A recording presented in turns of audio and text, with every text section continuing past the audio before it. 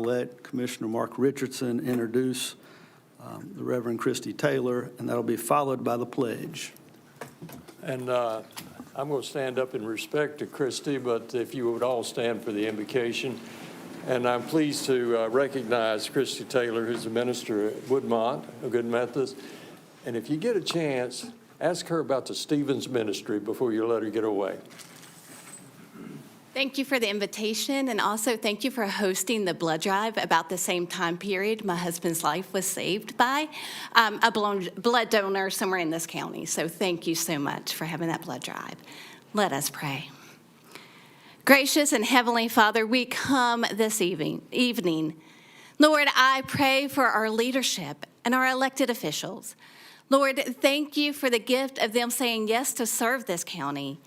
And Lord, help their discernment, help their wisdom, help them, Lord, be visionaries for our county and what is best for it, and Lord, the future. Lord, I pray for all the citizens in this room and their passion. And Lord, thank you for how they care about our county and how much they love our county. Lord, it is a good county, and we turn to you for your wisdom in everything we do. And Lord, help us to reflect you in all we do and through our county and through our people and through our leaders. And Lord, help them lead us the way you would want them to. In Jesus Christ's name we pray. Amen. Thank you. And next will be the pledge. The pledge will be led by Landon Caton.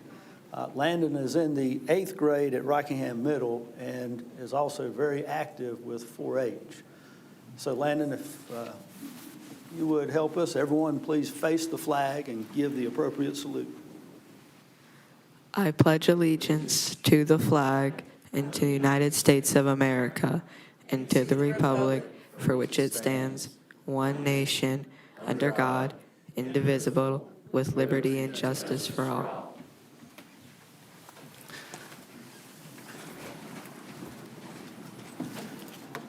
Thank you to both Reverend Taylor and to Landon Caton. Next, we do have a recognition. Miss Morgan Manis is going to talk to us about 4-H. Going to actually invite one of our 4-Hers, Miss Drea Dillard, who is a member of our newest 4-H club, the Explorers 4-H Club. She's going to come up and she is going to talk with you a little bit and ask for the request. But I'd also like for all of our 4-H members to come and stand up here with her in support. So Drea and all of our 4-H members.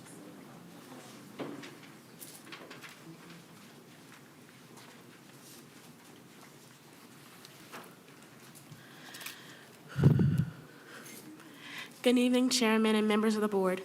Thank you for giving me the opportunity to come up here and speak about the 4-H program tonight. My name is Drea Dillard, and I attend Dillard Academy Homeschool.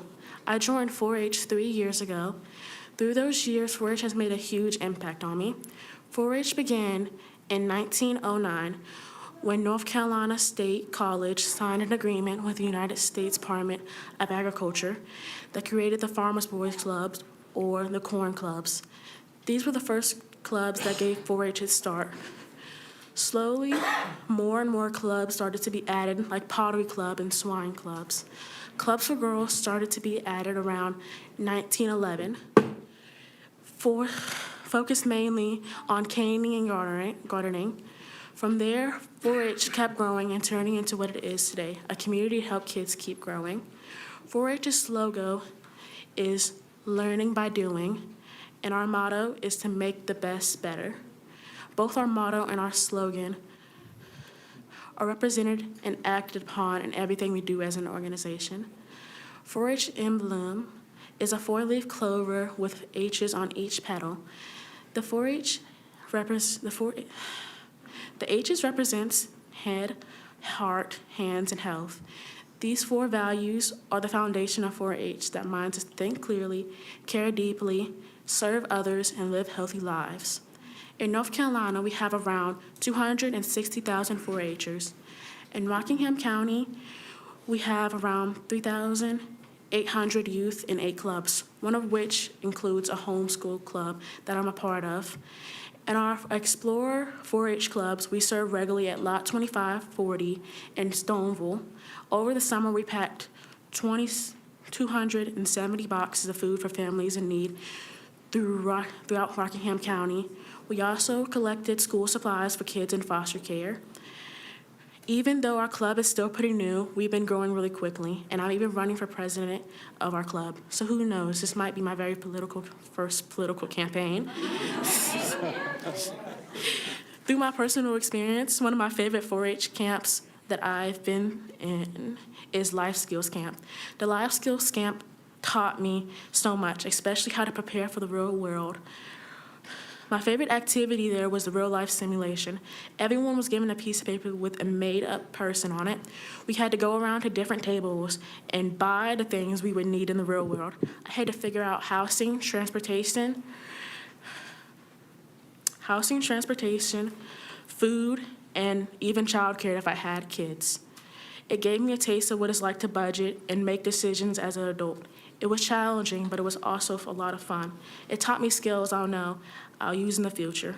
Another important opportunity I've had through 4-H is recently receiving my first aid and CPR certification. This is important because it means I am trained and prepared to help someone in an emergency. If a friend, family member, or even a stranger needs help, I now have the skills to step in and possibly save a life. That's a responsibility I take seriously, and I'm grateful for 4-H giving me that chance.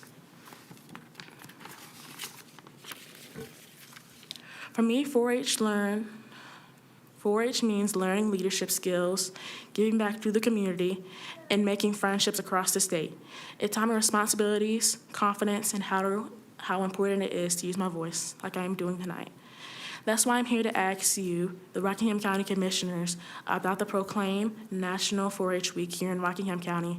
By doing this, you will not only recognize the positive impact 4-H has made in lives of thousands of youth across our country and state, but also encourage more youth people to join and benefit from this amazing program. Thank you for your time and support of Rockingham County youth. Thank you. You did a tremendous job. I know it can be a little nerve-wracking getting in front of all these people.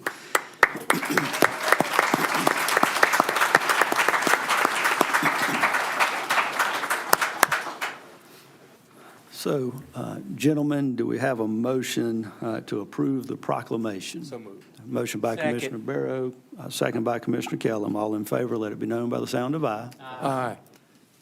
So we have approved the proclamation, but don't go anywhere. I believe with this number of participants that are here, we probably need to get a picture. And if y'all would, if y'all want to go down, if y'all would come around. And we'll Stay up here. Yeah, that's fine. We can stay up here. If you, be a little bit, there's a couple of them pretty tall, so we're probably better off. Mr. Caden, good to see you.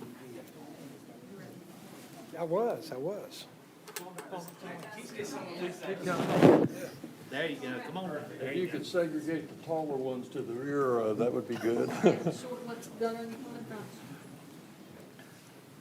What's the age range? 5 to the oldest is probably 6, I would say 16. Okay.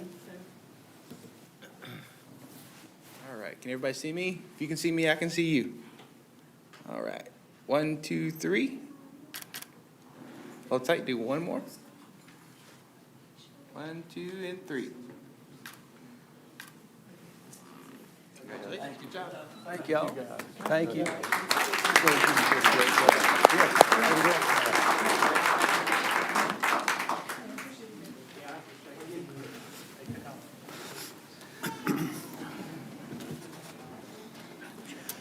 And You don't want to stay around here. And for the parents, the pictures that Daniel with the county took, they will be on our website by the end of the week, and on social media. So on the social media page, is that right? Okay.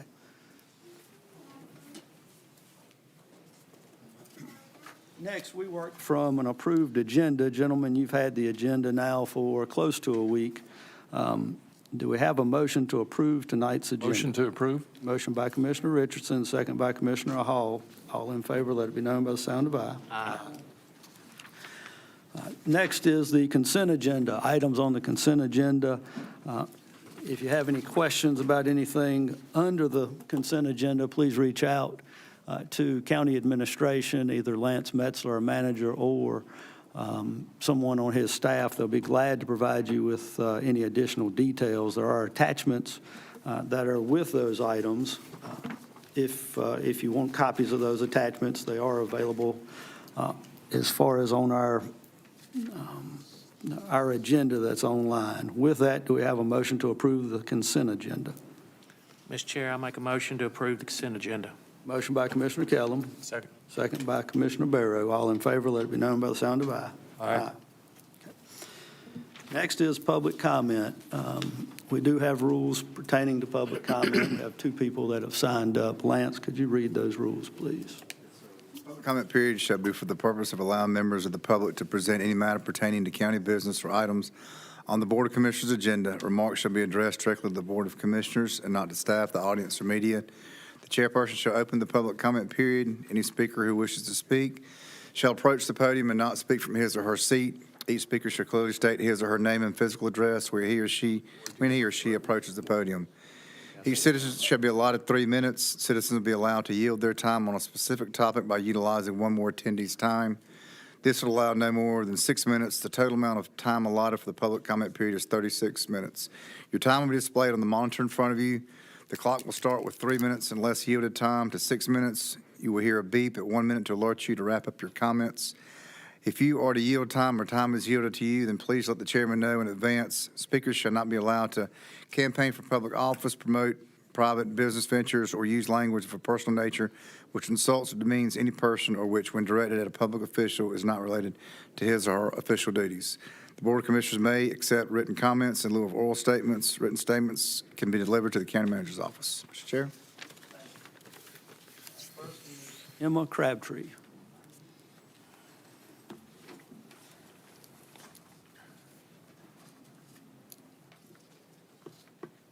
My name is Emma Crabtree. I live at 1613 Country Club Road in Reidsville, and I'm here tonight to ask you to vote in favor of allocating necessary funds to build a new elementary school in Reidsville.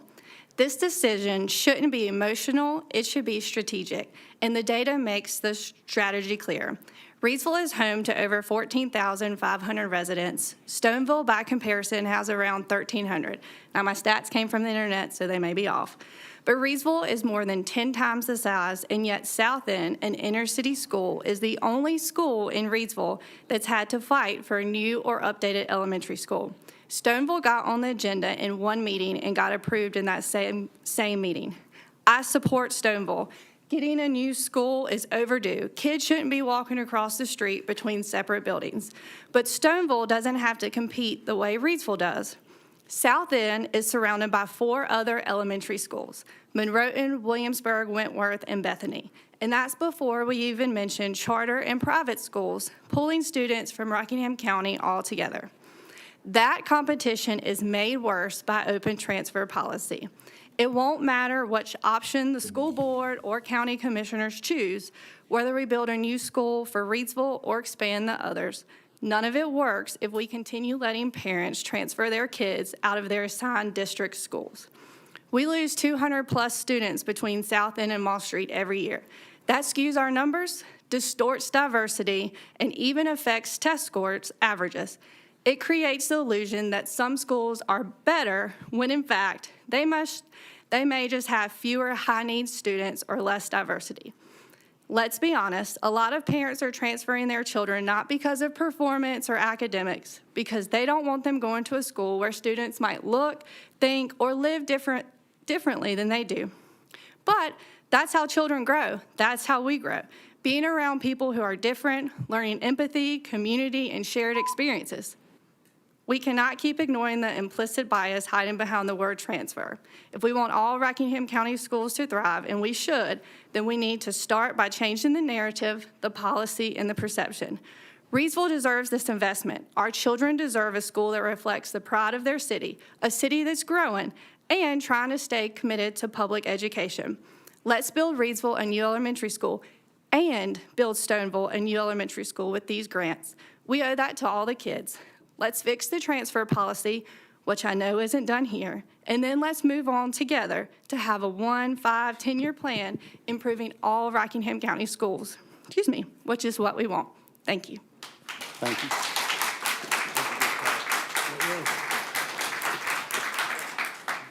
Then Ann Hughes, is it Braja? Braja, okay. Sorry, thank you. No, you're fine. I had to get used to it 13 years ago. My name is Ann Hughes Braja. I live at 905 Country Club Drive in Reidsville as well, and I'm here on behalf of the families and staff at South End Elementary School. Approving this grant isn't just about building a new school. It's about investing in our children, our teachers, and our city's future. Our students deserve safe and modern classrooms that match the quality of education they're receiving from our extraordinary educators at South End. This new building will allow them to thrive while honoring the strong community that has supported this school for generations. We respectfully ask for your support in making this vision a reality. I want to share with you a quick story about my third grade son. This year, he has the opportunity to run to represent his class as student council class representative. I asked him why in the world he wanted to do this, because it was going to take a lot of work to get prepared.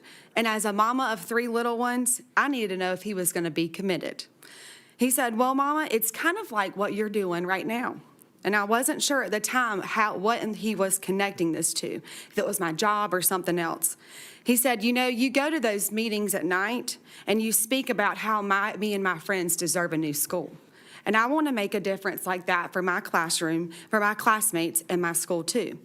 Regardless if he wins on Friday or not, I am such a proud mama because he fully understands what I'm doing for him and his school. So I'm going to leave you with his slogan that he came up with, and it is this: be bright, vote right, approve the grant. Wish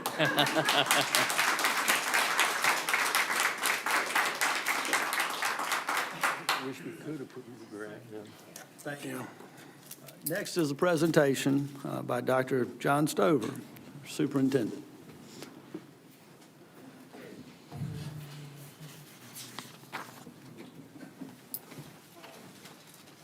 Good evening, Chair Berger, esteemed commissioners, Mr. Metzler. I am here tonight to seek your approval for 2 needs-based public school capital funded grants that we hope to submit by the deadline of October 3rd. These grants are funded through statute by the state through the proceeds or profits from lottery. I'm excited about these grants for 3 reasons. First of all, if we were to be fortunate enough to get either one or both, we have the potential for cost savings in not only in our operating budget, but also in our capital budget. It fixes our 2 neediest, most outdated elementary schools. And it would bring all of our elementary schools to a pretty equal footing as far as the facilities go. And it offers us flexibility to meet our needs now as well as into the future. I hope you'll allow me 30 seconds to do some quick thanks before I go into the heart of my presentation. I'd like to thank, first of all, the Board of Education, who has spent many hours ever since I've been here working on this for over 3 years, particularly the chairs that I've worked with, Kimberly McMichael, Vicki Alston, and Paula Rakestraw. I'd also like to thank my senior staff who have spent many hours, particularly Ursel Young. I think she's my new work wife now. We spent much time on operations issues. Ashley Dennis, our architect, who's been working on this before I actually came, and she's here in case you ask me some tough questions or I need some help. I want to thank her from Mosley Designs. And finally, I want to thank the county staff, Mr. Metzler, Mr. Southern, Ms. Galloway before she retired, and Ms. McGee now, to do something this complex and to have this as part of a larger plan. We need everyone, as well as you, the commissioners. Mr. Hall and Mr. Berger served on the Joint Facilities Committee meeting that I think enabled us to get to where we are now. So lots of thanks. So, and I've kind of talked about this already. This has been a 3-year process, and some people might think, well, why is it taking it so long to get here? It's because we had to look at the whole county and meet multiple needs. One of our most pressing needs was deferred maintenance issues that we had with roofs and HVAC. And working with the Joint Facilities Committee, our board, we're able to come up with a long-range plan as well as a scorecard, and we've been able to address many pressing issues. And so we had to get that straight. The next step was then to find out what are all the options that we have for our elementary schools, particularly in the Reidsville area and in Stoneville. And that required some work. It required public engagement, which we were able to do. And I think we're at a good place now. And finally, it allowed us to pursue some grants of our own, which of course we won, and we still, as far as we know, have the Department of Energy grant, and we are still in the running, again, thanks to Ms. Fox's office, or Congresswoman Fox's office, who's been checking on this for us, for a Head Start grant to establish a Head Start Center in Eden at Draper. So all these things had to come together, and we're at this point now where we're confident in our presentation and our numbers. So what I'm going to do is I'm going to go over both schools one at a time. I'm going to start with Reidsville Elementary and then Stoneville, and we have the kind of same rhythm. So the option that the board selected for Reidsville after working with the facility committees and considering many, many options was to build combined South End and Moss Street Elementary into a new school, new Reidsville school that will be built on the current South End site. This will also allow us, and at the time that I presented this slide, to close Lawsonville, which we actually have done in order to address some budget demands, as well as Booker T. Washington Learning Center. So in essence, we're combining 4 schools into 2. We have for you some advantages and disadvantages, a few that I'd like to point out. I'm not going to read the entire slide to you, but the South End grant, because we are merging these schools together, scores 6 out of 7 on the grant, the needs-based grant criterion. The only thing that we don't score on, which we won't score no matter what grant we, is our county debt to equity ratio, which is very, very good here in the county. So we're probably low on the list as far as that. But the other 6 criterion, we think we meet well with this application. And it gives us great flexibility. Some of the justification that we have is, first of all, the main building for South End was built in 1935. We have our K-wing, and the cafeteria was built in 1956. There's inadequate facilities, inadequate restrooms. Our kids have to share restrooms, which requires logistical planning. We still have some of our specials and other classes, not core classes, in modular units that are not meant to be permanent. And we have a library that's really outdated. It's actually not a library media center. It's actually a class that we've made into a library.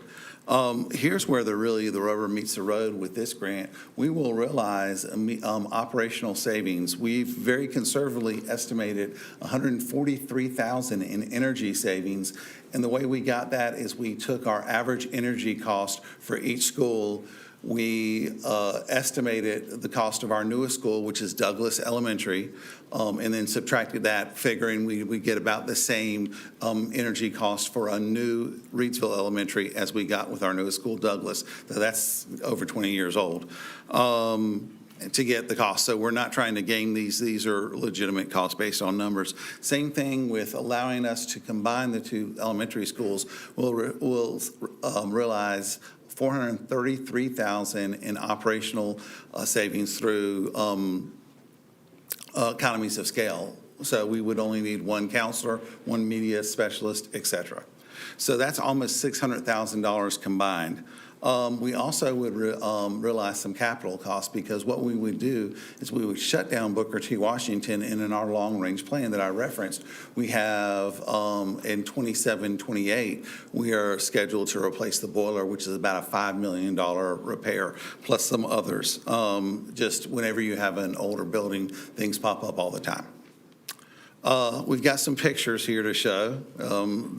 While South End is very much a stately school. There are some issues. We don't have our safety lobbies, which we are trying to get at every elementary school, and to build one is really impractical there. And we've just got age. You see a picture of the inadequate media center, and then the fact that our students have to share bathrooms, our multiple stall bathrooms. All right, now for Stoneville, again, what the board considered a number of options, and what the board decided was to take the existing auditorium and gymnasium and build a school around that. We would tear down almost all buildings except for Building 3, which is the administrative building that also holds a media center, and Building 6, I believe, which is the cafeteria. We would have those if needed for contingencies.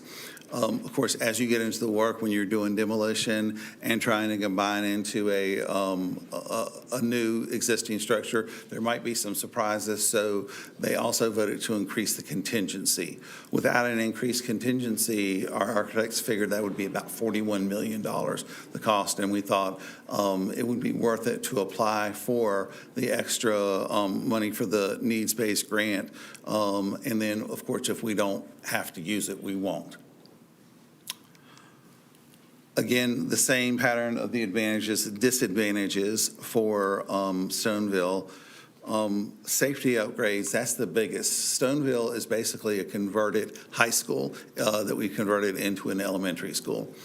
And while there's some real advantages, like a full-size gym and an auditorium that's tiered, there's a lot of disadvantages, primarily being that there's a street that runs through the middle of campus, though not in use, as well as kids have to go from building to building, and there's always weather, as well as the safety aspect of not having our elementary school kids in a self-contained building.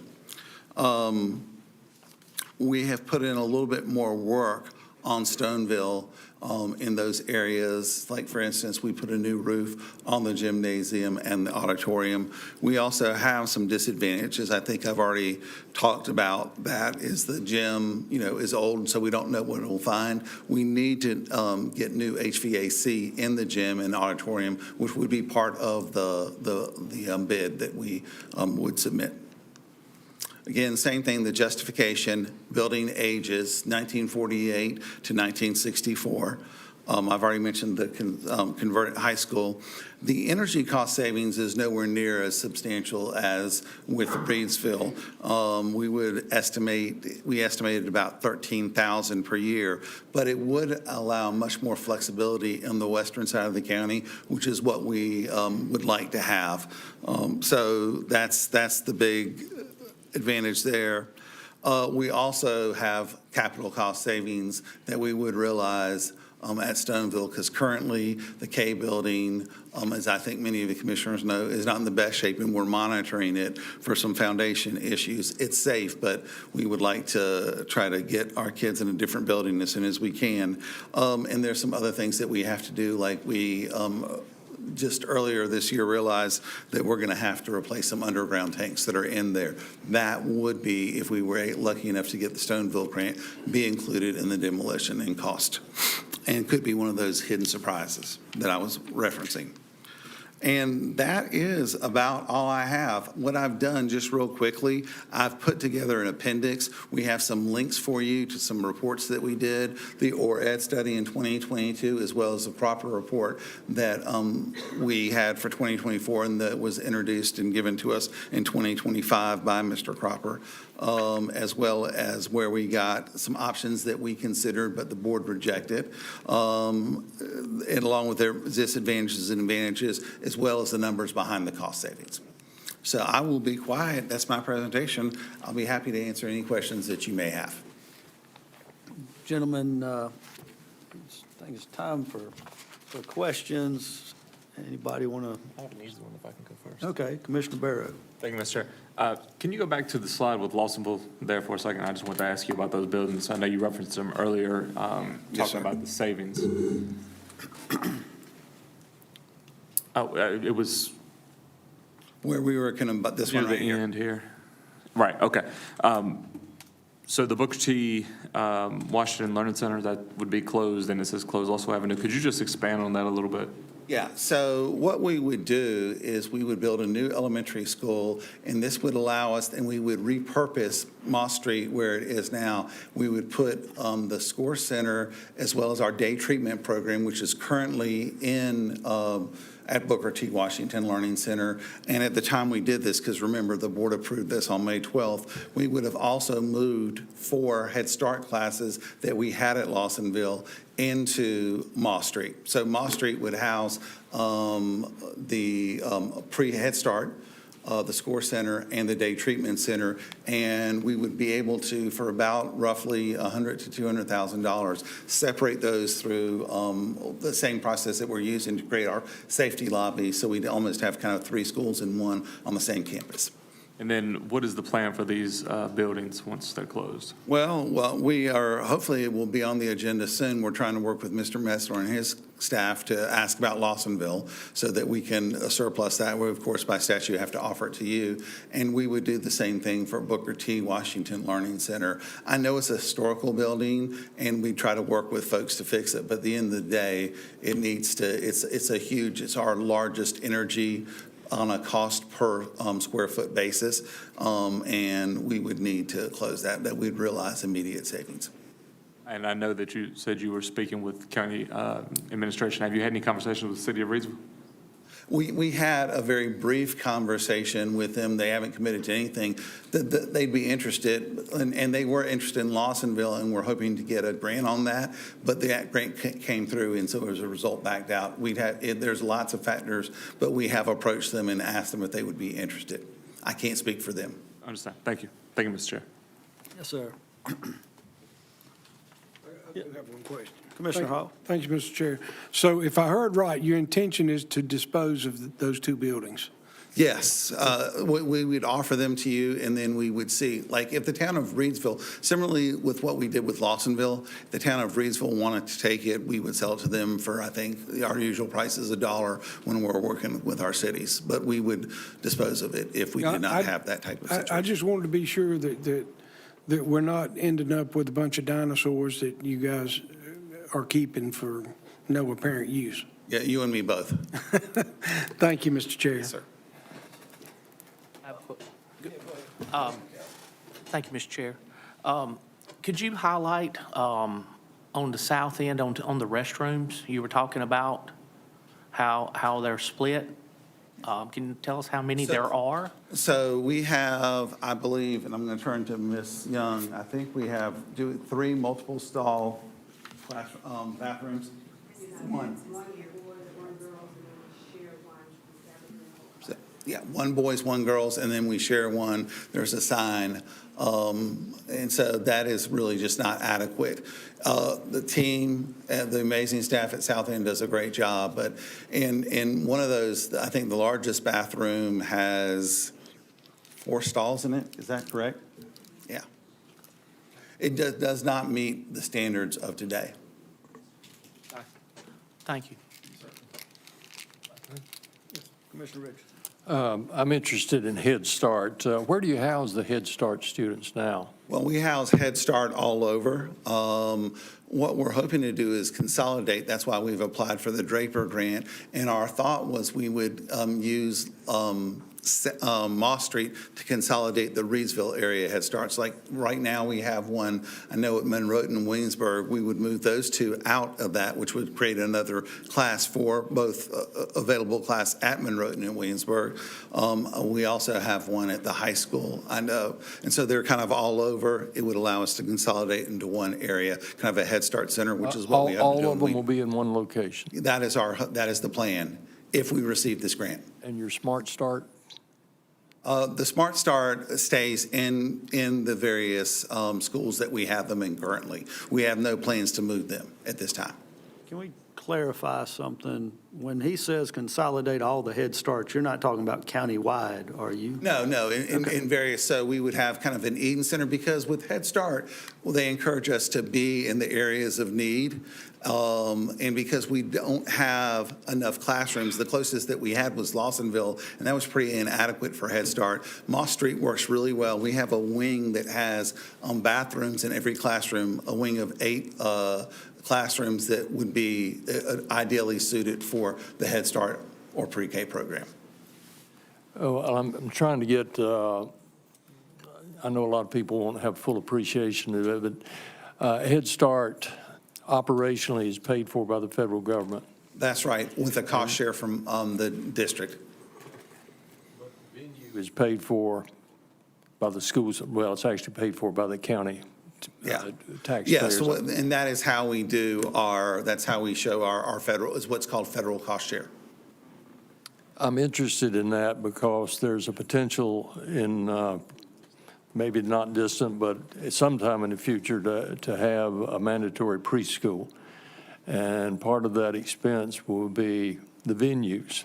Yeah. And the capital expense will come back on the taxpayers of the county. And so in your planning, with the help of Mosley and Associates, is space being included in your plans for that?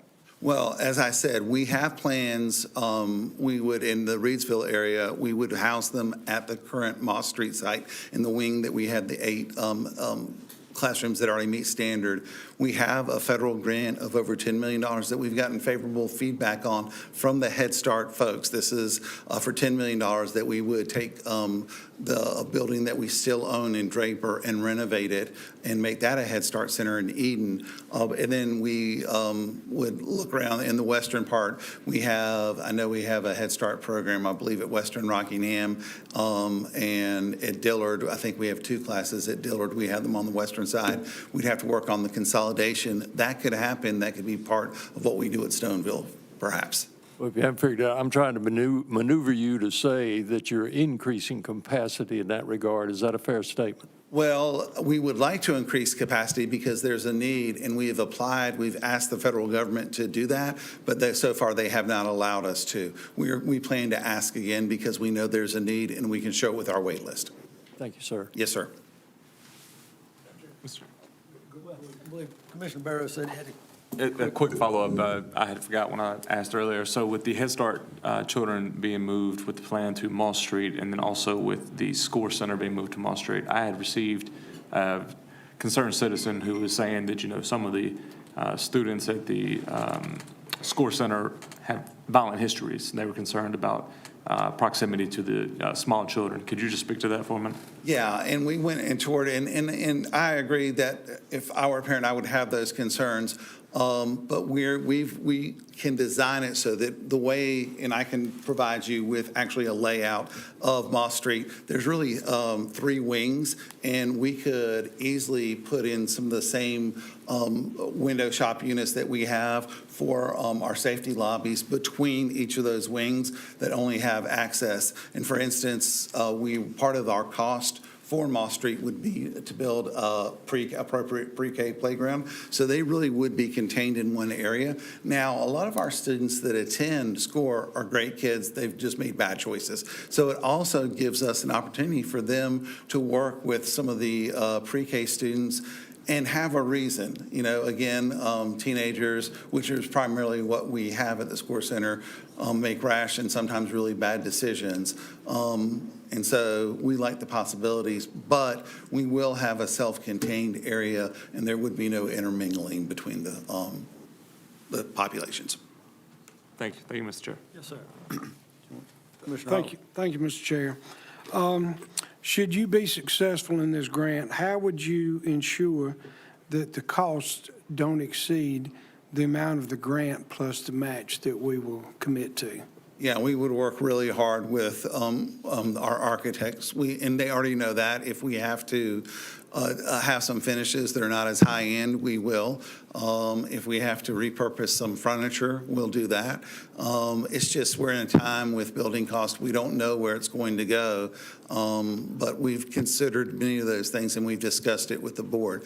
I wish I was the oracle and could know what was going to happen. Unfortunately, I don't have that skill, and so. What size school are you anticipating building? How We're many enrollment? anticipating around 600. We've looked at our demographics. We had the Cropper report, and it shows a small shrinking size between the two schools. We would have some flexibility, I think, to go a little bit over, but that's the area that we're looking at is around 600, which matches One of the our. concerns I've got is that, we're building a 600 capacity school. It's going to about be full. I think on that Cropper report, if I'm not mistaken, there were a few developments that were not taken into consideration.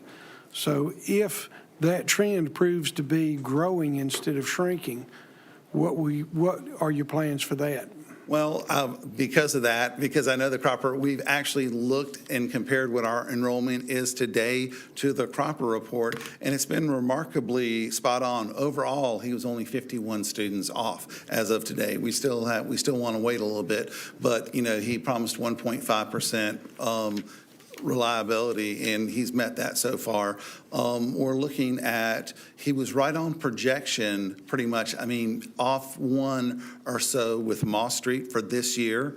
And he was a little bit high of what we actually have for South End, I believe by around 9, the latest numbers I have. So the trends look good. All right, hang on, though, but this report was basically done last year. Yes, sir. So we're looking at a report that's 12 months or less old. We're going to be building a building that will be a 30, 40, 50-year building, we hope. Yeah. So that's the concern. What do we do if in 5 years or 10 years that demographic changes?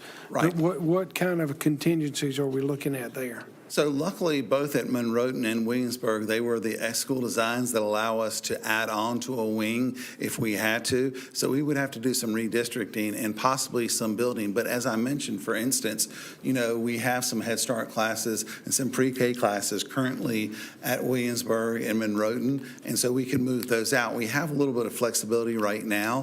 And as if we see the demographic trends are not accurate to what we have, we've got that flexibility both at Williamsburg and Monroe if we had it to add. So you've considered this. Yes, sir.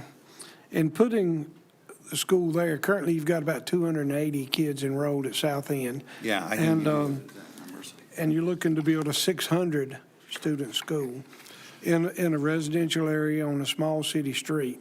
Right. Have you considered the traffic impact and the congestion that? Yeah, you'll we be actually facing? have, and so I included in your packet an overhead of South End, and this is the proposed site. So currently, right now, the traffic stacking is, if you look on my left, I'm not sure where it is with you, but Center Street, that is where currently we have a 2x2 stacking for kids picking up, and we actually have kids cross traffic in order to get to cars. So what we have now is inadequate and does not meet state standards. If you look at this drawing on South Park Drive, we would have cars enter in the South Park Drive, go all the way around, and we'd enable lots more stacking. And so we'd actually be in a better situation than we are currently now with traffic, even with more cars on there.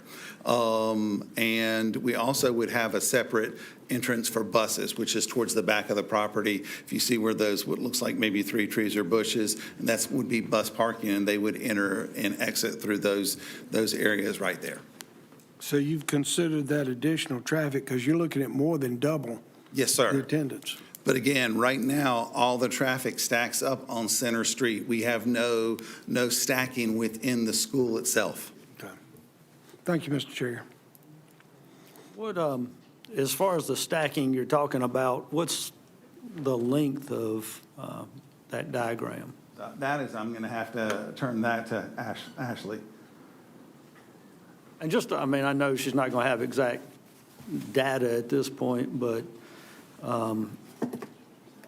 he's talking about twice as many cars. All right. Can you ask your question again? I apologize. Well, he's saying that he's got the traffic figured out with this snake diagram as far as for I will caveat that this is just very preliminary. Sure. The district has not gone through the full process to design and all of that, but there is a set queue that is required for any amount of students. So NCDOT has an organization as part of them that is MSTA, and that organization solely focuses on the design of school property and anything that goes about with the improvements related to circulation on-site as well as off-site. And so that serpentine pathway that you see allows all of the cars to come on-site because it is now not allowed for cars to be on main roads. So many times we see our older schools where the cars are on the main roads and they queue up as schools load and unload, as we call it. And so that allows for all of those cars to be on site. Again, as we move forward, that'll be calculated. One other thing is that that same organization will then work with the school district as a TIA, or a traffic impact analysis, is done specifically for the school to see if any improvements need to happen to those two adjacent roads for the traffic. Yes, sir, Commissioner Richardson. Yeah, I happen to be on the RPO for, so we get to look at these. I understand the Serpentine Road, and I applaud the intent, because I go by a number of schools, not just in this county, that have real congestion and there are safety concerns. And, you know, you got some remarkable teachers out there that are good traffic managers. They know who and how many. But half of your Serpentine Road is after the pickup. So I'm suggesting to you that that might need some review. Well, obviously depending on where, but if you pick them up right in front of the school, a good portion of the road is exit rather than entry. And entry is where you want the space and the slots. Point. So you brought up the Joint Capital Committee, and I know when the committee last met, we had a plan that dealt with the entire county as far as needs and how those needs were going to be paid for and financed. That plan runs through 27. And is it correct that your board has not formally adopted any extension to this plan? No, we have not adopted. That is true. We are working on it, and of course, we want to continue to work with the county, but we have it worked out. Again, the way we have it is we have an ongoing scorecard that actually projects needs into the future, and we adapt those needs with current realities. Okay, so your board hasn't discussed it, is what I'm understanding. You've got a scorecard that, I guess part of my concern with a scorecard is we get back to the Band-Aid approach that was here more than, pre-23, pre-22. So that's certainly a concern. The other question is, if you haven't formally discussed as far as what those needs are district-wide, then what about the financing of those needs district-wide beyond 27?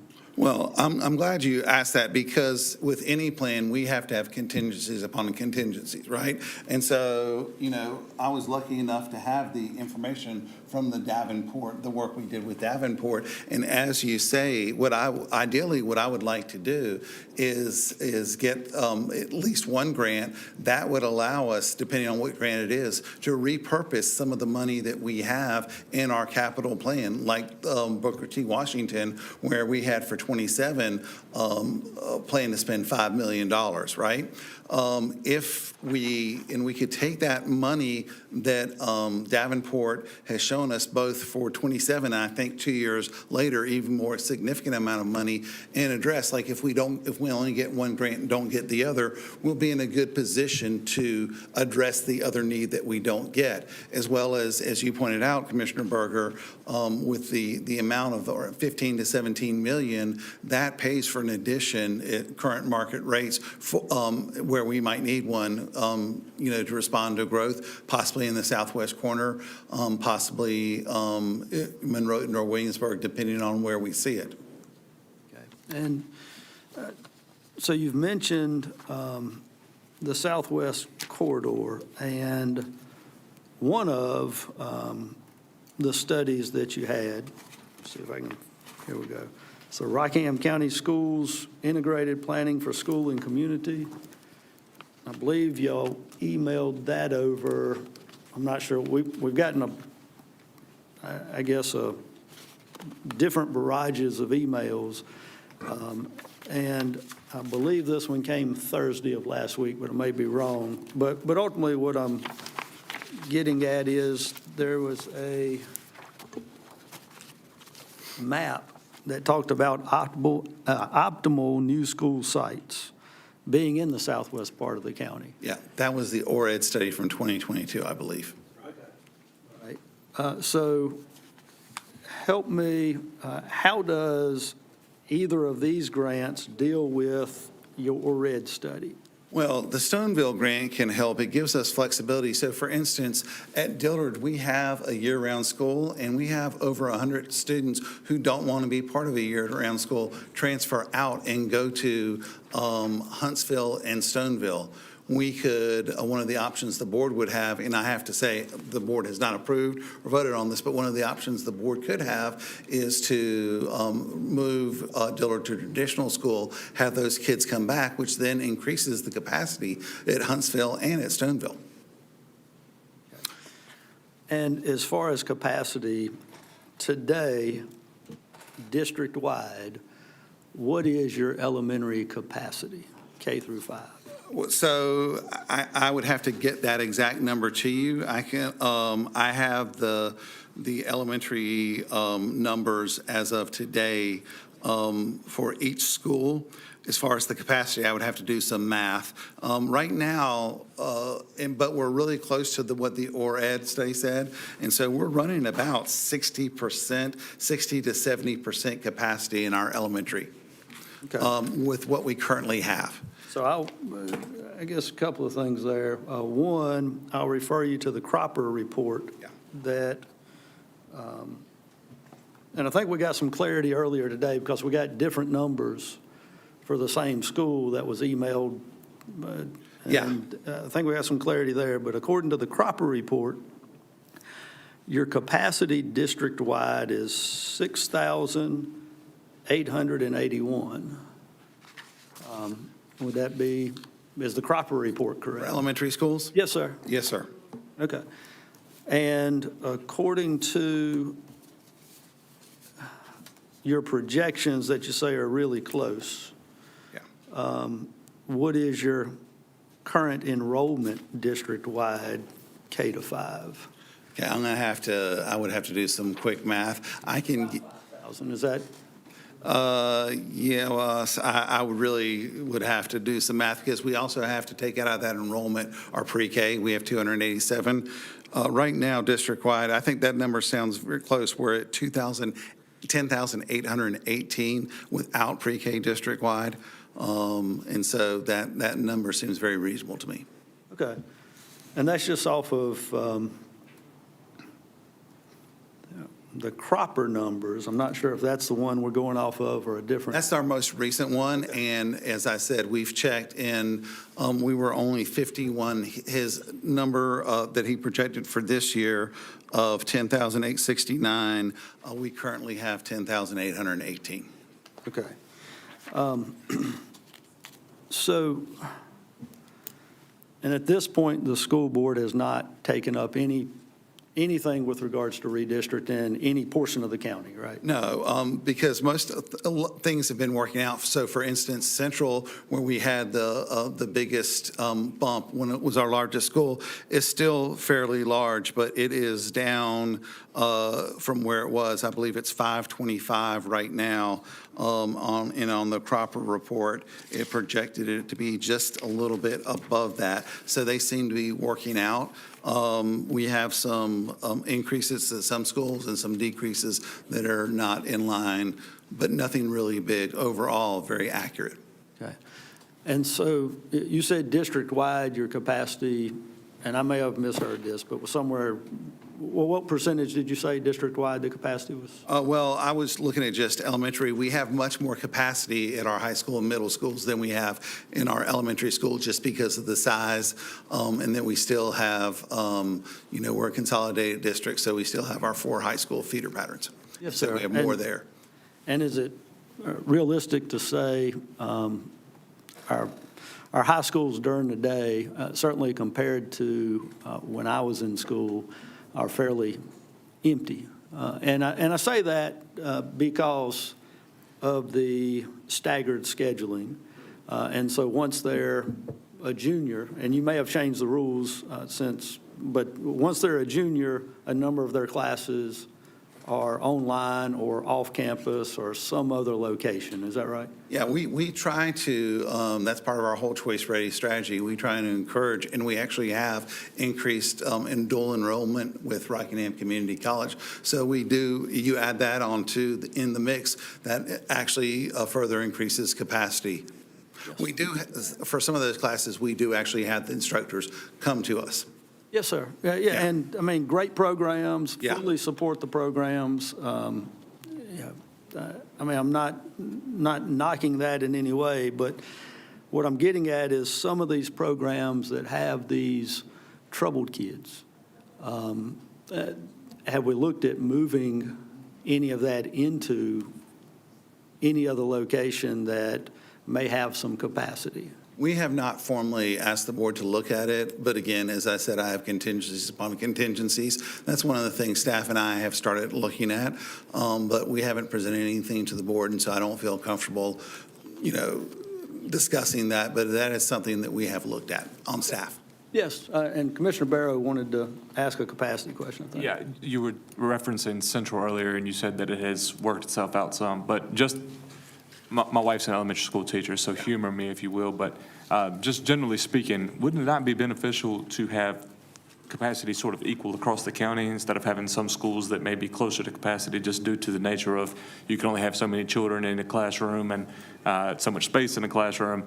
Isn't it better just to have more equal distribution? Well, we try to maximize the use of our schools, and some of the capacity numbers that we have are a little outdated because we have mandated legislative class sizes. So for instance, at kindergarten, we can't, the goal is not to go over 18. In first grade, it's 16, second and third, 17. We don't have those same caps for, at least currently, for fourth or fifth grade. And so that actually takes away some of the space that we have with those class sizes. And what we looked at this week, what do we have currently at Moss Street and currently at South End, and what would happen if we combined. We really don't have any excess capacity because of the class size limitations at Moss Street and South End, just because of the way the grade levels are mixed up. I apologize. I don't mean to get us off point. What I was simply saying was that you were referencing Central. I think Central is at around 90% capacity, and Douglas, which is 2.5 miles away, is at 60% capacity. Yeah, that's, and again, I don't have those exact capacity numbers, but what we saw was a decrease at Central and an increase, or right at the number the proper report suggested for Douglas. Lincoln Elementary is a little bit over as well, which could pull from Central. So we're kind of seeing trends where things are balancing out naturally, which is great, but that could change, new development, new industry coming in. So we have to be prepared for anything. Thank you, Mr. Chair. Thank you. Yes. As far as the class size requirements from the legislature, what year was that put in place? Disadvantage of being in Washington, D.C. and being out of North Carolina education. So let me ask my staff that. 16, 17. Okay, because your crop report's 2022. Yeah. Capacity numbers that we've based were on just, I think, a standard class size of around 25. Well, I mean, I guess that gets into some more confusing numbers when the report is after that requirement, and the report gives us those numbers. Right. I mean, the capacity that we have has been, is set, but then the legislation could change at any time, right? We could go to a 25, which would then decrease the actual number of classes that we have to use. And that's the thing that makes this tricky, is because kids don't come in equal sizes, right? It'd be nice if we could guarantee that we had 100 kindergartners come and then we could space them out appropriately. That's just not how it works. And sometimes we even have to do a combination classroom. So what I'm hearing is we can't depend on these numbers. No, that is not at all what I'm saying. I'm actually, I hope I'm saying. Misunderstanding that, but Yeah, you're well, saying that it changes. But let's get beyond that part. And I guess the other thing is the cost estimates that you've used for these grants. What was used? For new construction, we used about $425 a square foot. And then we had percentages for furniture, for site review, those types of things that we added in. So that's how we came up with those numbers. Okay. And what you're talking about is building something roughly 600 kids. Yeah. At each location? The square footage, and let me get those exact numbers so I'm not a stinking breath liar, to you, is around, those are the numbers, maybe a little bit smaller at Stoneville, but I believe it's around 82,000 for South End, and we provided those actual square footage. It's in this folder. So we have around 82,000 for, 87,000, excuse me, for South End, and then for Stoneville, we have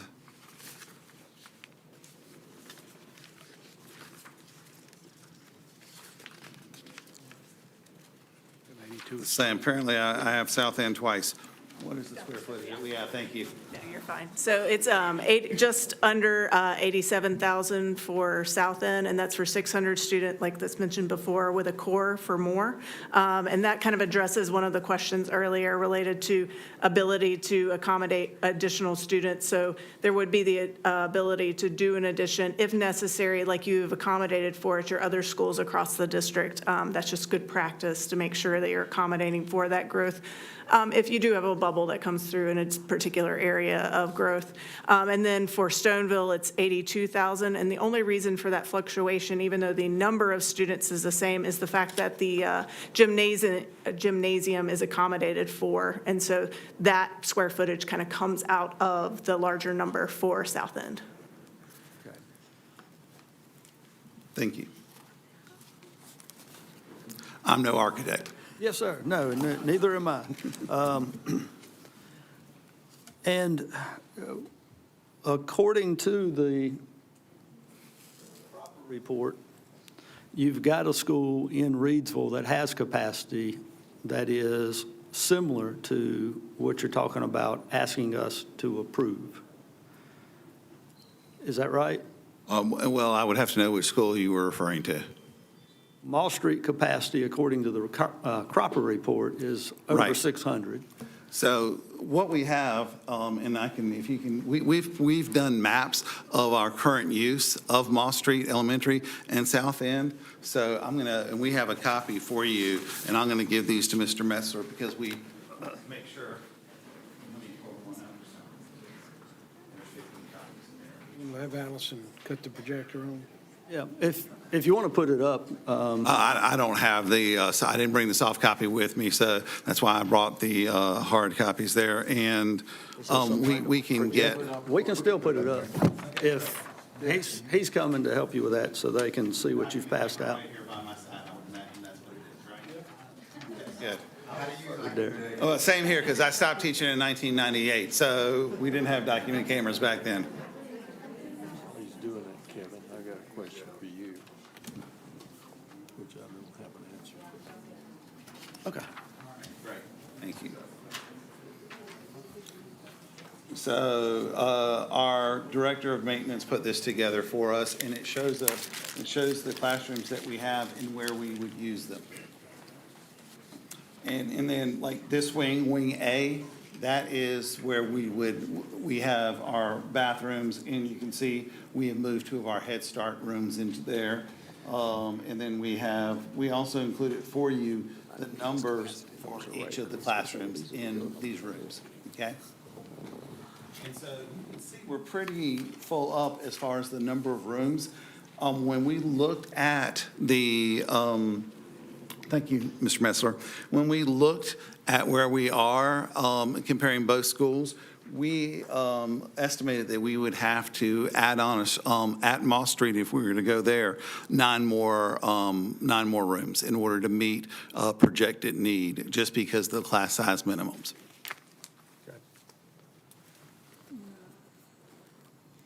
Mr. Chair, may I just? Yes, sir, go ahead. So I just want to get some clarification, maybe if you could help me. So based on this right here, I don't have the numbers all together. What is the total number of students that says we can house right here based off this diagram? Yeah, so I have that for you. The total number currently at Moss Street Elementary is 348 students. And the current number at South End Elementary is 267 students. I didn't understand what I was looking at. Does this give me the capacity for Moss Street? Well, this is where the capacity says 604, but when you look at how we have to space the numbers based on the number of K3, you can see that we really don't have much room. We have a couple of, right here at the top, we could move out the Head Start room, move some kids over, and we could possibly combine this nurse telehealth room, AP office, and then we have an art room, right? But that's a To be more pointed, I suppose. Yeah.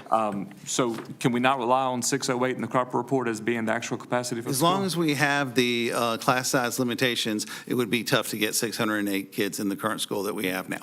So that's not an accurate That's capacity? probably not an accurate capacity. It's the number that we have, that we've worked with. It's hard to figure out. I understand your frustration because this is based on an average class size. So if you take the number of classrooms we have and divide it by a standard number of 25, that's usually how you get the capacity.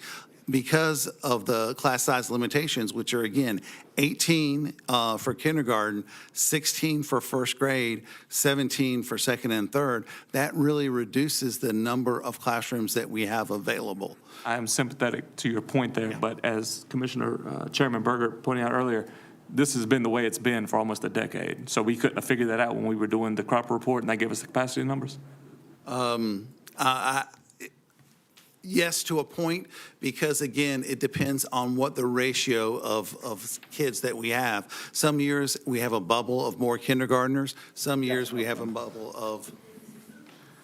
So I think I understand the question and what Dr. Stover is trying to address. So I am not a demographer, like many of you aren't architects. That's not my job either. So demographers, what they do is they come in and say, if this is a K-5 school, they are basing that off of a standard, this many kindergarten first and so on, just for across the board on a typical school. If you turn that school into a K3 or a pre-K center, which then is hindered by those numbers, then that is when that number does not match. You can't say that it holds 608 students because you're only focusing on a room size that will, or a class size that will only hold the smaller amount. You don't have the fluctuation of the fourth grade and fifth grade to allow you to have that 608. We'll use that number since that's the one we're talking about with Moss Street. Does that address your question? So the number, I believe, I have not looked through their numbers to detail. I believe their numbers are correct if you're looking at it as a K-5 school, not as solely as a younger grade school. To your point, and just to be clear, we are referring to both Moss Street and South End as K-5 schools. Am I correct? Yes, that is true. Thank you. And looking at the diagram, we have some areas that we could make into classrooms, but then we wouldn't have, for instance, specials, like the art room would be one, right?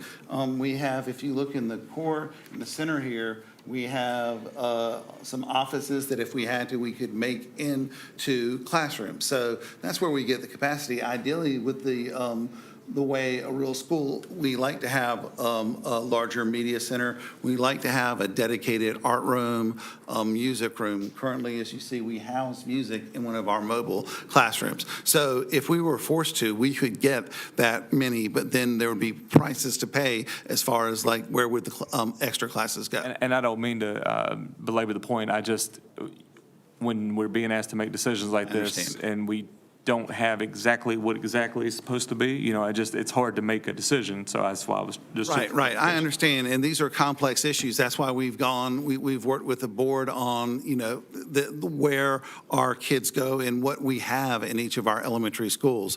Our goal is to have great classes of appropriate sizes that also have rooms for specials, and as well as some pull-out rooms for small group instruction, which is best practices. Thank you. Thank you, Mr. Chair. Thank you. For clarification, is the requirement a class size requirement or a student-teacher ratio requirement? It's a student teacher, so we cannot exceed, on an average, we have to report out to the state on average per school what our class size is. And so we can't have classes that average over 18 students in kindergarten. All right, so you answered that with both answers. So is it a class size requirement or a student-teacher ratio requirement? Well, it's a student-teacher ratio that drives class size. Well, and so the student-teacher ratio requirement would be consistent with what's in the Cropper report as far as those capacity numbers, right? Because you could actually have more than one teacher in a classroom and have more kids than. That's what I'm asking you. Is it a ratio No, we could requirement not. or is it This, class ideally, size we requirement? can exceed class sizes in fourth and fifth grade, for instance. Okay. We're not bound to a certain class size. And the ideal size, according to the research, is somewhere between that 16 into 30. So over 30, you really start seeing some dips. And just because of what we try to do in elementary school, having 2 into 1 is a tough road to hoe in elementary school, for sure. So the,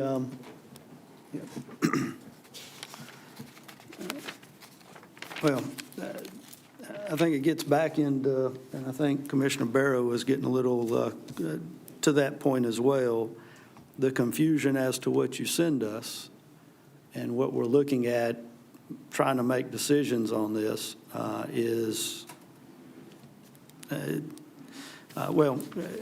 helps in the confusion, I guess, would be the Right, way. so let me try to, so these numbers that I have before you are the capacity numbers that were given to me. We have not actually had the opportunity, because of cost, to actually have a demographer, hard for me to say, come out and a building use specialist to look at all the classrooms and say, this meets this size here. That's been a while. So these numbers that we're giving you are what have been presented in the past. And because we have not had that type of use study, I don't want to give you made-up numbers that are based on what Sean Stover thinks. This is my best attempt, and obviously that doesn't meet a whole lot of what you guys need, right? And so that's really what we have to have, is we need to have someone who's an expert in school buildings come out and say, you can realistically, with the class size requirements, fit this many students into this school.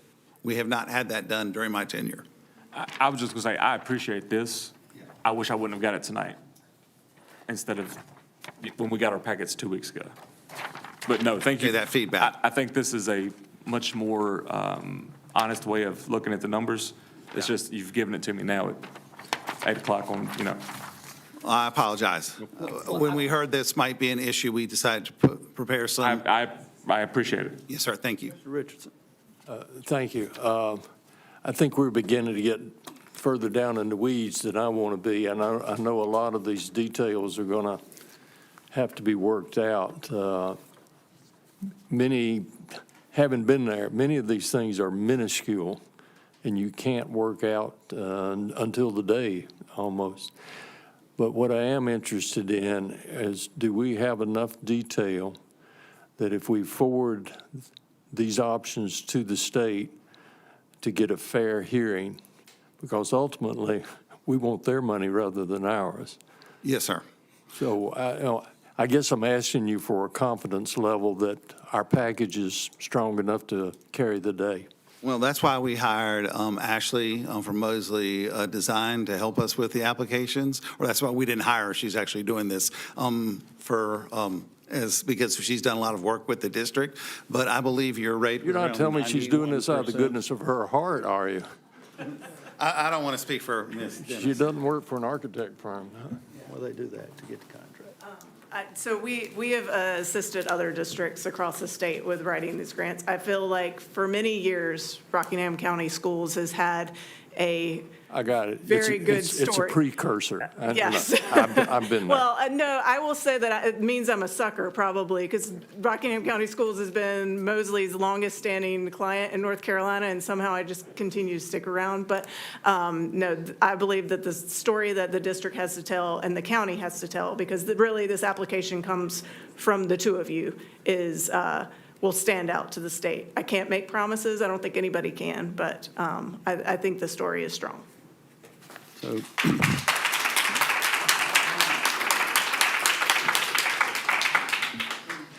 the importance of these other questions is, what do we do as far as these other projects?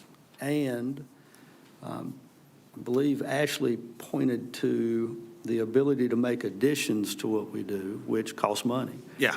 And so in asking these questions and what's available elsewhere and trying to figure out what numbers we can depend on and, what we've got, how accurate it may or may not be, it's trying to plan from a financial standpoint, which is our responsibility.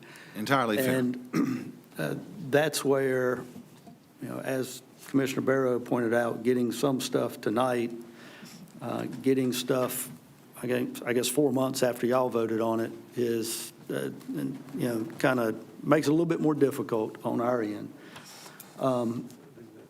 Based on what we've got, it gives the appearance that there are multiple options in the Reidsville zone. That gives that appearance.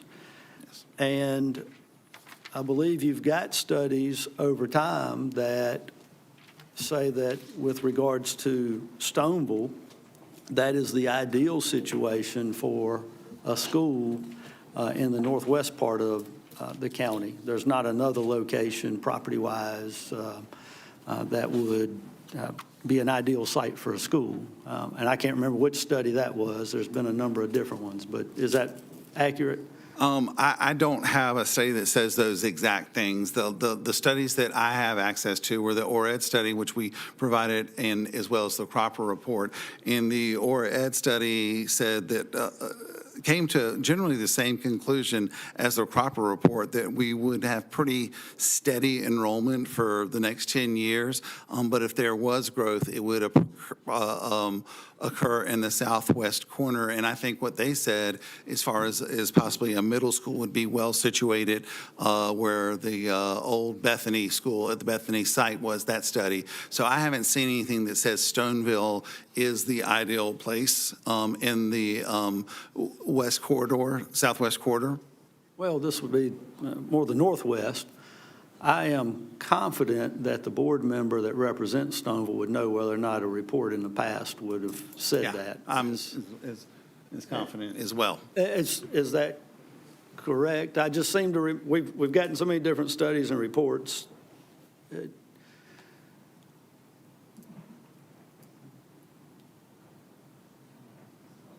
I think the fact that we've got the school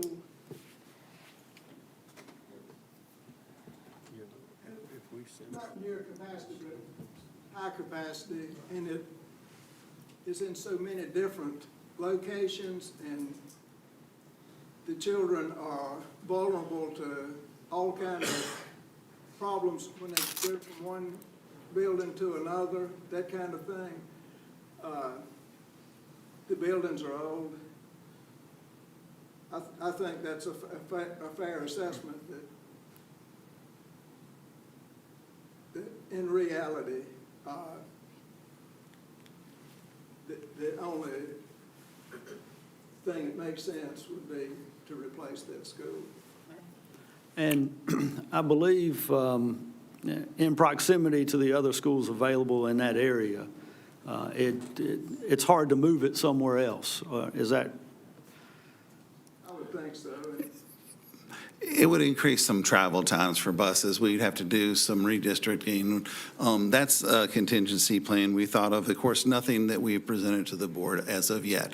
That's why I talked about situations. And as far as the lots of options for Reidsville, yes, there are a number of options for Reidsville, which we have given to our board. We actually had a facility committee meeting where we looked at all the options, did a pros and cons, and what the board ultimately decided. What we recommended they choose from were the two options which I provided for you. And they thought the best option was the south end option that we are presenting to you this evening. And and I believe your board has not placed a priority on these applications. Is that right? No, we have not. They have not directed me to place a priority. And I don't think, as far as the needs-based grant, I've reviewed it. There is no requirement to prioritize. I think the scoring system speaks for itself. You're saying the state is going to make that decision? The state is going to make this decision based on those 7 criterion that they use for scoring these grants. Commissioner Kelly?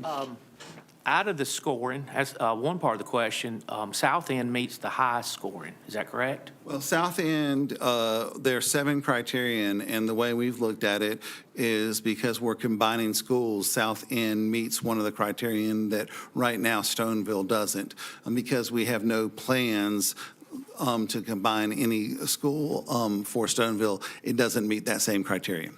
Another question I have is if Mall Street was put at a capacity of around 600 kids, how would traffic work? Well, would it be a strain to what is there, or is that something that could be handled? Yeah, it would compared actually, to what is now?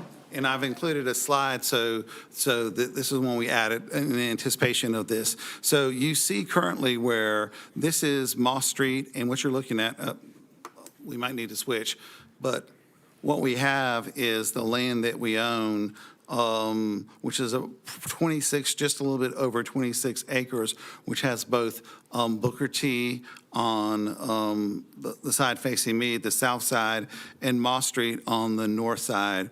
And what you have is you have Freeway Drive going across, that's that red line. Then the dash line is actually Moss Street. And right here in between the two buildings, that's actually a fairly large hill. And on the side, the top side of the property, the north side going northwest to northeast, that's actually a huge ridge that kind of drops off. So your buildable area for Moss Street is actually around 10 acres, right? And so if we were to increase it to 600 kids, we might have some problems stacking traffic just because the way the building is situated. We still want to have playgrounds and things for our kids, so that would be a tough place. We might end up having to have some bleed over on Freeway Drive. Okay, thank you. So I believe there's two main factors that they look at, and one of those factors is the extent which a project will address critical deficiencies in serving the current and future student population. So school safety doesn't fall into that? It's not one of the listed criterion. I mean, of the grant scoring, but in both Moss Street and both at South End and at Stoneville, we don't have the capacity. It's not practical to have the typical safety lobby. We have a safety lobby in the main building, the administration building, when you go into Stoneville, but the other buildings don't have similar safety lobbies, and this would consolidate into one. So I don't think anybody on this board disputes the need with both of the schools. I don't think that's the issue at all, and I don't think there's anybody that wouldn't love to have new schools in each one of the, I'll just say, precincts or zones. The question is the revenue flow and looking at beyond the grant, because ultimately, if we go over what the grant request is, you're saying do the best that you can, but that comes out of Right. We would have to their pockets reprioritize and maybe put off some everybody at things. home. Yes. Yeah. Yeah, it comes out of everybody's pockets, and Well, right now, the current funding that we have is from, that we use for our capital, is from the dedicated sales tax revenue. And then we do get a small amount of lottery money for just ongoing needs. It varies year to year. But we've been able to work, again, with the help of staff and the commissioners to really start aggressively addressing a lot of these needs that we have. And of course, more needs pop up almost as quickly as we address them. But that's one of the reasons why we applied for the Department of Energy grant. If that continues, that grows through, which we have no knowledge that it's not, that gives us $7.5 million to address some of the needs that we have, particularly like at homes, which would then allow us to take homes off the list as far as fund it through our traditional means. And so that's kind of where we are. But all of this that we have is through the dedicated sales tax that we are provided and that we have to come and work with you on for how we're going to spend it. The board and the commissioners collaborate on that. Okay. And then knowing that we'd love for, like I said, both schools to end up with new schools. We do have some capacity to do some if grants aren't approved. And we've checked. I know Lance and I had a conversation with Davenport. There is some money available beginning in the year 27 that would not interrupt the plan to have additional monies available, and this is debt financing is what I'm talking about, folks, in 2030. And I believe the capacity that Davenport gave us for 27 was 15. And then and these are all projections. Projections can change based on the economy. And, I mean, it could go up, could go down. But in 2030, those projections would allow for 50, 2030. And so with that in mind and with the projects that are on the table and some that haven't been updated, I wanted to make sure that was something that y'all became aware of as far as debt capacity moving forward. And I had a meeting with your chair, Ms. Rakestraw, on Friday and went over some of this with her. So, we're letting you know that if both grants are not approved, there is some potential solution that would be in your laps to solve some of these issues. And, based on the information you've given us that we've been able to interpret, it just, like I said, it gives the appearance that there are multiple options on the east side of the county that aren't necessarily available on the west side of the county. And we've also got to keep in mind your studies that tell us that a new school, if needed, is the southwest part of the county. And so planning for that moving forward as well. Yeah.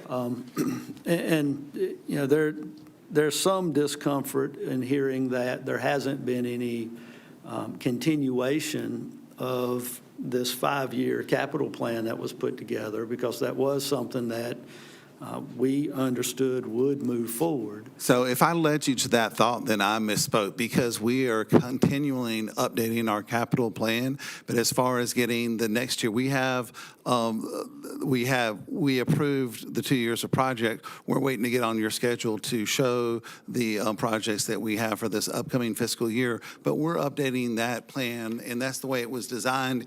And we have allowed access for that shows just how we are moving projects around as we get more and more information. So if I led you to believe that, that was an inaccurate statement on my part, because we are updating as far out as 10 years realistically. Is that something your board's doing or staff is doing? Staff is doing, and we're sharing with our board, and specifically after the Joint Facilities Committee did their work, is I think the better way to say it.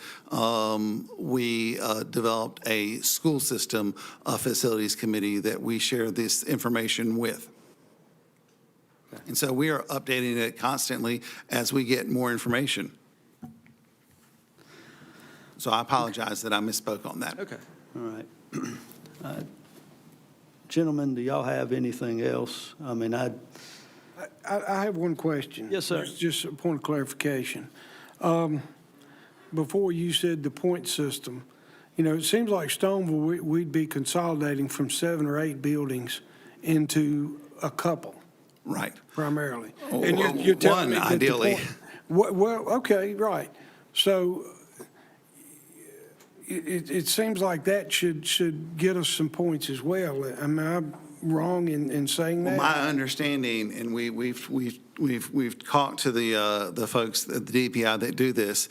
You are right. We're combining buildings, but it's actually combining schools. So if you look at the history of the grants that have been funded, they've taken a school here and a school here and made a bigger, like high school, for instance. And the reason I bring it up is because of the safety factor. Yeah. It seems like the safety factor of our elementary kids should be a primary factor in the consideration of this. So it concerns me that you don't get as many points for that as you do consolidating 2 larger schools. And again, this is by legislation, and my understanding is from some of my fellow superintendents, they're now telling the schools that don't get the grant kind of where they fell in their ranking. So if we do or we don't get the grant, if we don't get the grant, we should be able to find out exactly why and where we scored on each of the 7 categories.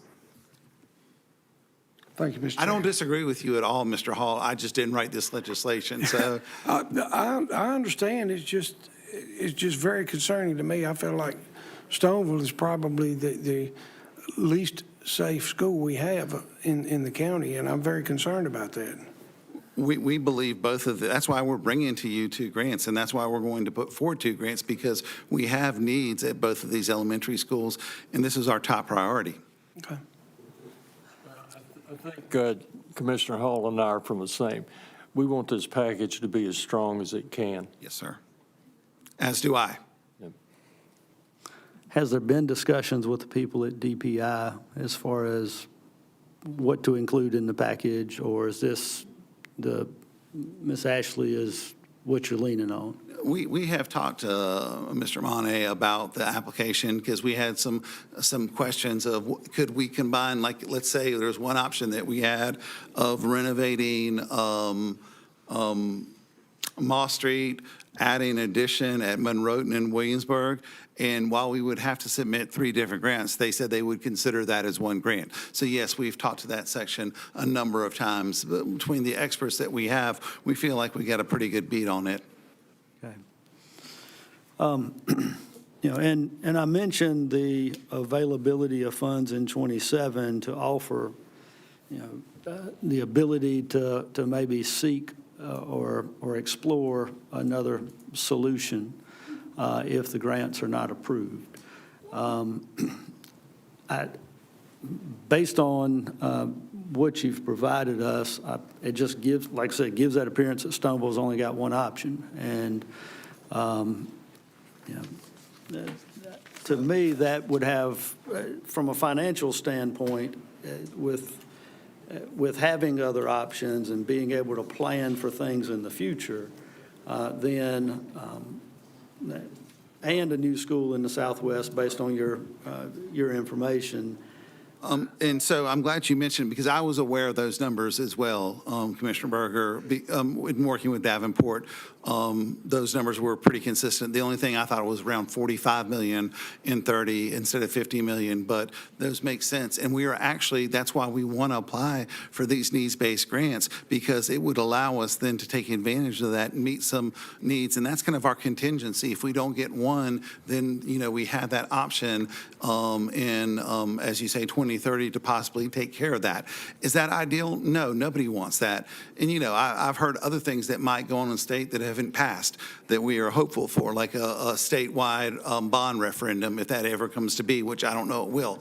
So we have to wait and see. With the information that we have at this current time, and we're able to share with our board, I think our board is very confident that these are the two best options right now. Well, so, gentlemen, do we want to go ahead and have a vote on it? Do we want to prioritize these? Do we want to send it as a package? How do we want to proceed? Mr. Chair. Yes, sir, Commissioner Hall. I would personally like to see both packages be submitted. I would, again, personally like, because of the safety factor, as I've alluded to with Stoneville, and the lack of other options in Stoneville, I would like to see Stoneville prioritized. And again, I would like to have the South End School submitted as presented. But recognizing the fact that should we not receive one of these grants, there are other options for the Reidsville area. There are really not other viable options for the Stoneville area.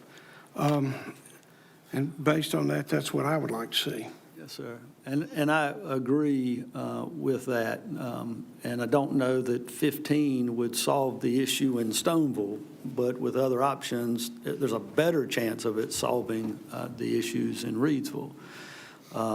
Again, hopefully both of them are granted, but if we get one and can solve a problem for 15, then it gives us tremendous flexibility in 2030. If we get one and can't solve a problem with 15, then we're back to where we started, in a sense. So anybody else got anything to add, or do we want to? Yes, sir, Commissioner Richardson. I was under the impression we didn't have an option about establishing that priority. We submitted both packages. And the option and the priority was established because in any event, if we can't have two, we want at least one. Right. The scoring dictates, it's a pretty standard scoring system, because I'm sure across many commissioner meetings across the state, we have many superintendents going to commissioners asking for approval for this grant around the same time. So we're competing against other entities. The one thing that is in our favor, there are 14 counties that have zero match, and they've all been taken care of. And so now they're on the 5% match counties, which is where we are. So we're hopeful. And I think we have a good story to tell for all the reasons you gentlemen have described, and hopefully we've described as well. Well, I appreciate the efforts and the explanation, and we've tried to follow this as it progressed. Yes. And it's tough. I agree with Commissioner Hall about it, but I think trying to establish a priority for one over the other might condemn us to defeat. Again, this is, we don't, there's no option for us to do that we currently know of. That'd be something we would have to check on, but is our understanding of the grant, there's no option to do it. We just submit it and the grant is scored using the criteria. Well, I guess if you only sent one of them in, you're establishing your own priority, but I would prefer to see both sent in personally. I think our board would as well.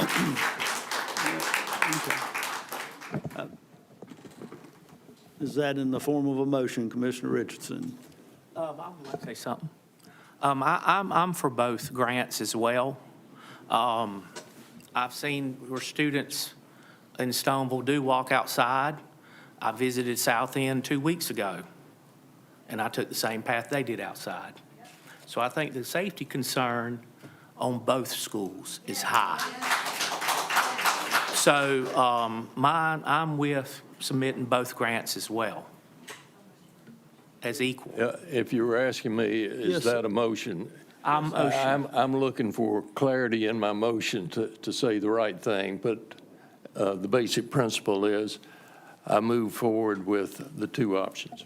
Yes, sir. Okay, so we'll take that, Commissioner Richardson, as a motion to submit both options. I believe you've heard some concerns that, I don't know how or if it'll come back to you, but as far as some priority, if it comes back to you, then you've heard some concerns there. But we've got a motion on the table from Commissioner Richardson to submit both grant applications. I second that. Second by Commissioner Barrow. All in favor, let it be known by the sound of aye. Aye. Okay. Thank you. We appreciate it very much.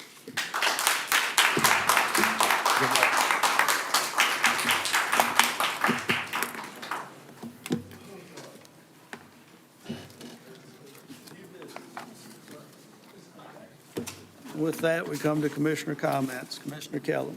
I'd like to thank all of those who attended tonight. It shows a passion for your neighborhood. It shows a passion you have for your community that you care for. And I take great respect in that, admiration. I also like to thank all the 4-H people who came earlier today. I think the young lady who gave the speech for president, I firmly believe she'll get it and probably move a lot higher.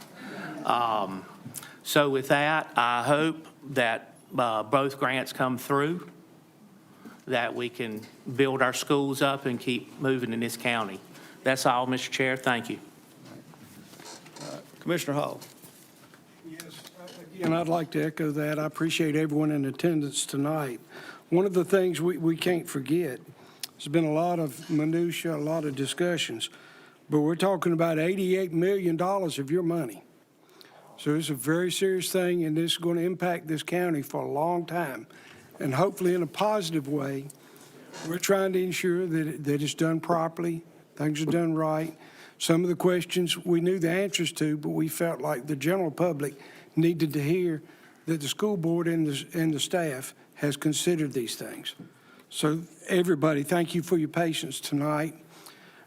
It's been a long meeting for us. So yeah, thank you. Again, thank you for your attendance and thank you for caring. Mr. Chair. Mr. Richardson. Thank you, Mr. Chairman. You know, it's a difficult balance, and you honestly don't know about the balance until you get in one of these positions on the school board or you get up here. But you're looking at needs, and sometimes you're looking at desires, and discriminating between those two is often difficult. And I think thankfully so, I'm pleased to be part of this board, we look at the costs involved, how to balance resources, and realize this is the public money that we're expending.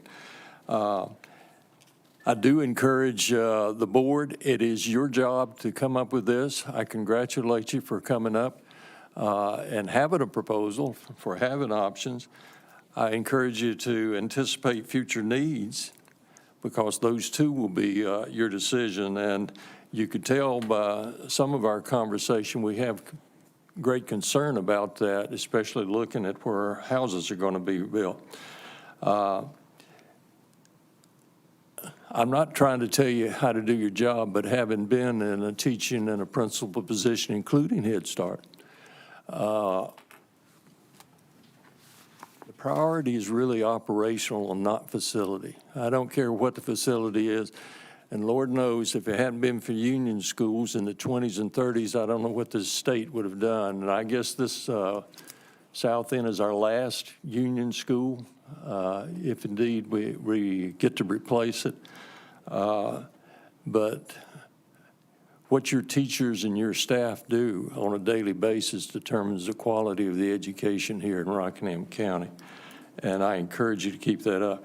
I want to compliment Mrs. Emma Crabtree for being here, for doing the study, to go into those meetings, and also for your parental counsel. I think that sort of example is appropriate for all of us to pay attention to.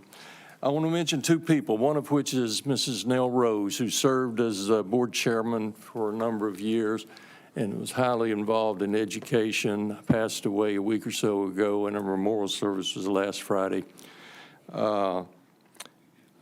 She was a great lady, not a big lady, but a powerful package, and I think that's another example we can hold up. And right here in our governmental building, we have a lady named Susan Horton. And Susan Horton works presently in our HR department. She started in the tax department, later moved to the social services, and she came to her current position in human resources in 22. In all, she's served this county for 24 years and 7 months, and I'd like to recognize her tonight. Yep. Thank you, Mr. Chairman. Thank you. Commissioner Barrett. Thank you, Mr. Chairman. I'd like to recognize our elected officials that we have with us tonight. From the school board, we had Philip Butler, Paula Rakestraw, Kimberly McMichael, and Bob Wyatt. So thank you all for being here tonight. From the Reidsville City Council, we had Mayor Donald Gorm, and we had William Martin with us. Thank you guys for attending as well. Also want to recognize Sheriff Sam Page, who was here with us earlier. I will continue my plea.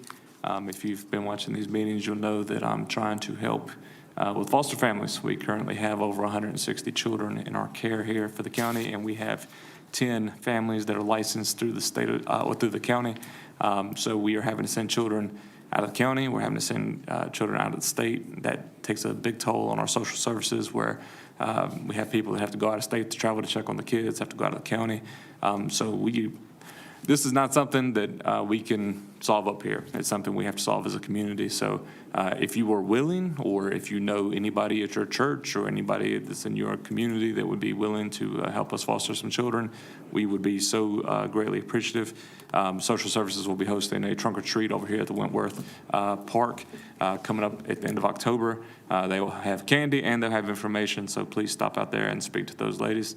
And that's all I have, Mr. Chair. Thank you. Thank you. Couple of things. One, Commissioner Richardson, thank you for mentioning Ms. Nell Rose. She did a lot for the community, did a lot for the school system over a number of years, and certainly remembering her is, thank you for remembering her. October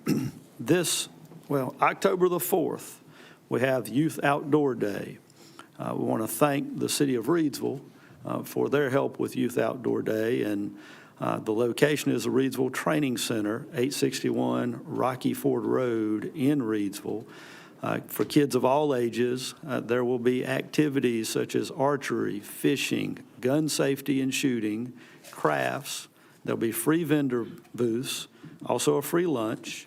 And we found out, I believe, last week, there will be a falconry demonstration as well, which would be pretty neat to witness. So that is October the 4th from 9 to 2. And again, that's at 861 Rocky Ford Road. That's the Reidsville Training Center. So we're certainly glad to have that again this year.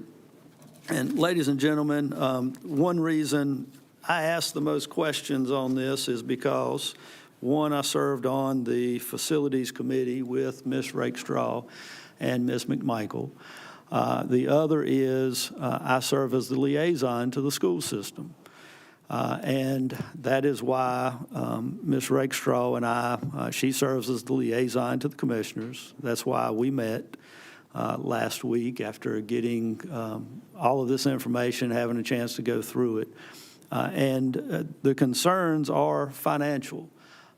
If we had a revenue source that would allow us to build a new school without having to depend on grants, we would love to do that because we do have aging facilities. And the reason those future needs are so important, we've put Band-Aids on a number of things. within the past couple of years, we've been able to stop the rain on the kids' heads in the classrooms. We have put Band-Aids on sewage coming up at some of the schools in Eden. There's no dispute that there are a lot of needs. The question is, how do we defend paying for those needs? Because even with this grant, there's a match portion of this. That match portion is 5%. It's not in opposition to giving kids a better environment to learn in. It's to make sure that all the kids countywide don't get soaking wet when they're trying to do math, or don't have to smell sewage coming up in the building while they're trying to read. So, that the ability to pay for that is our concern. My wife teaches at Wentworth. She was at Stoneville driving a bus before that. We're trying to make the best decision that we can based on the information that we're given, and trying to decipher the information that we're given. And it comes in multiple reports. It doesn't come in a Christmas package. Bear with us. I know it's been a long meeting. We appreciate your participation, and thank you for coming out tonight. So with that, we will ask for a motion to adjourn. Our next meeting is October the 6th here in the Commissioner Chambers. Motion by Commissioner Hall. Second by Commissioner Barrow. All in favor? Aye. We stand adjourned.